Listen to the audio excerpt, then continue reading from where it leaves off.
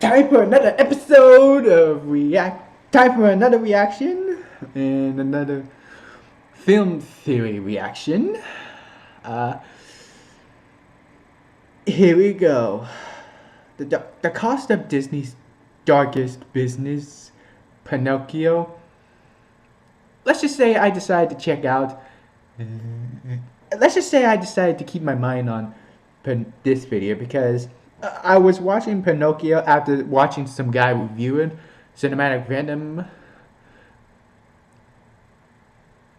and particularly the donkey scene. Like, sheesh. I mean, a quick note, I didn't get scared of it, but I was uncomfortable with it. And growing up, I'm even more like, yeesh. The kids never turned back to regular humans. Pinocchio is a bit dark. Pinocchio is a bit darker than I remembered. I didn't watch the entire movie again, but sheesh. And now here we are with the cost of Disney's darkest businesses. Not sure if they'll bring up the whole donkey thing or if the entire thing is about the donkey scene. But let's see what Matt Pat has to offer. Okay, so everyone always thinks about Pinocchio's nose because it's quite literally right there in your face. But have you ever considered this? In order to keep standing, Pinocchio would need to bend backwards significantly to balance out the added weight of that branch, and eventually even the bird's nest at the end. But look, Pinocchio isn't leaning back at all to compensate, which means that he must have some kind of counterbalance growing in his, oh my. I like big butts and I not lie. Welcome to Film Theory, the show that has no corporate strings to hold us down, which is why we get to talk about things like child slavery in Disney films. That's right, today we're going all the way back to that Disney classic about the exploitation of child laborers, Pinocchio. Now, as a kid, this movie just really provided me with years worth of nightmare fuel. I mean, Monstro's mouth, anyone? Children turning into literal work mules? It's terrifying. But looking back on it now, Pinocchio actually raises a lot of questions. Like, did people really just throw money during marionette shows like some kind of puppet strip club? If people who go to Pleasure Island become jackasses, are the other animals that we see throughout the movie also people? Or are there just animals who actually do walk around as living creatures? What about this fox? He's awfully human. What about Jiminy Cricket? We haven't even gotten into the logistics of literally lighting a fire inside a whale. Sadly though, all these questions are going to have to wait for another day because today we are tackling everyone's favorite subject, business. Specifically the business of Pleasure Island, the bizarro 1940s bad boys utopia. Look at yourself. Smoke. Playing poop. Today's episode is all about the incredibly scary reality that Pleasure Island, as we see it in the movie Pinocchio, could have actually existed in real life. I like to call this episode How to Succeed in Child Slavery Without Really Trying. But first, a recap, because I can't assume that you guys have seen this. Pinocchio is really old at this point. I mean, to kids nowadays, Tangled is probably like the furthest back they go and call it a Disney classic. I'll take Finding Nemo, The Lion King, Beauty and the Beast any day. Oh boy! Anyway, this guy named Geppetto is a clockmaker in a vaguely European Disney-esque country around the turn of the century, who makes a marionette named Pinocchio and then wishes for him to become a real boy. I wish that my little Pinocchio might be a real boy. Okay, just a quick note. Geppetto is voiced by a Nazi sympathizer.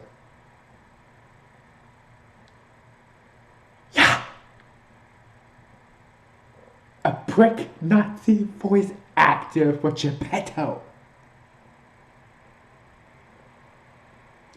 If I ruined your childhood for you or something, you're welcome for the information. Blue Fairy comes down and grants his wish, but in a pure dick move, only grants the wish halfway, because apparently fairies can just do that for the lols. I've given you life because tonight Geppetto wished for a real boy. Am I a real boy? No, Pinocchio.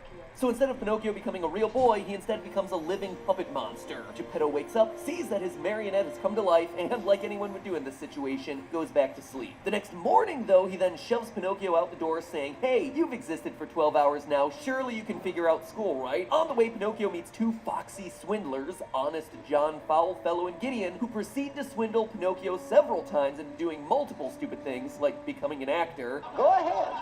Make a fool of yourself. Until finally leaving with them to Pleasure Island along with a horde of kidnapped children. Once Pinocchio and the small army of young boys arrive at Pleasure Island, they drink, smoke, trash a mansion, and destroy all the rides. So basically they become the 1940s equivalent of Team 10. Every day, bro. But every good vacation has to come to an end. And the boys start to regret all that indulgence when they start turning into literal donkeys. What's he think I look like?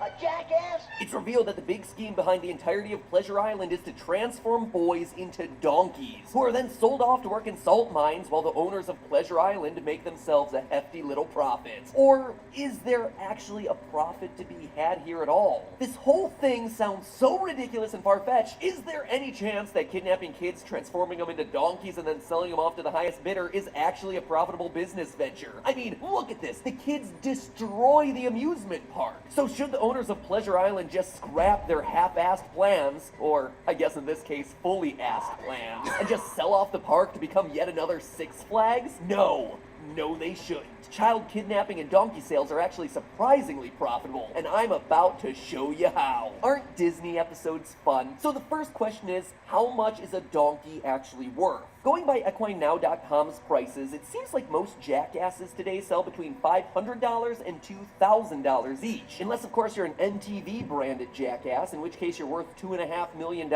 Since our child jackasses are certainly more intelligent than most, we'll use the $2,000 per jackass price range. You are a great donkey. You are like top donkey. Since Pinocchio happened sometime around the late 1800s or early 1900s, as indicated by the Ferris wheel first introduced in 1893, we're going to adjust for inflation and estimate that each donkey is selling for about $76 in Pinocchio's time. And just how many of these donkeys is the coachman able to sell off in a batch? Well, to answer that, we first need to know how many little boys he's gotten himself a hold of. The best way to estimate the total donkey load isn't actually to count the boys at Pleasure Island, but rather it's to look at how they all got there. This Mississippi-style steamboat that transports all the boys to the island also tells us how many victims we're going to be looking at. Passenger riverboats of this size with 3 decks have an absolute max capacity of 2,155 people. So given the coachman's unscrupulous morals and lax safety records, I mean, just look at the kids falling between Ferris wheel cars, we can assume that he's stuffing the maximum number of kids onto this thing as possible, especially since children are so much smaller than adults and these boys aren't carrying any luggage. So we're going to subtract a standard 50 people to account for the boat crew of a steamer that large, which leaves us with room for a whopping 2,105 young boys. It's truly a pretty horrifying level of evil that's going on here in Pleasure Island. That's not even accounting for all the rampant racism and underage smoking. So multiplying everything out, we have 2,104 donkeys, we minus 1 because Pinocchio escapes, $76 each, gives us $159,904, which might not seem like all that much, but remember, this is money way back at the turn of the century. Accounting for inflation, the coachman is looking to net a whopping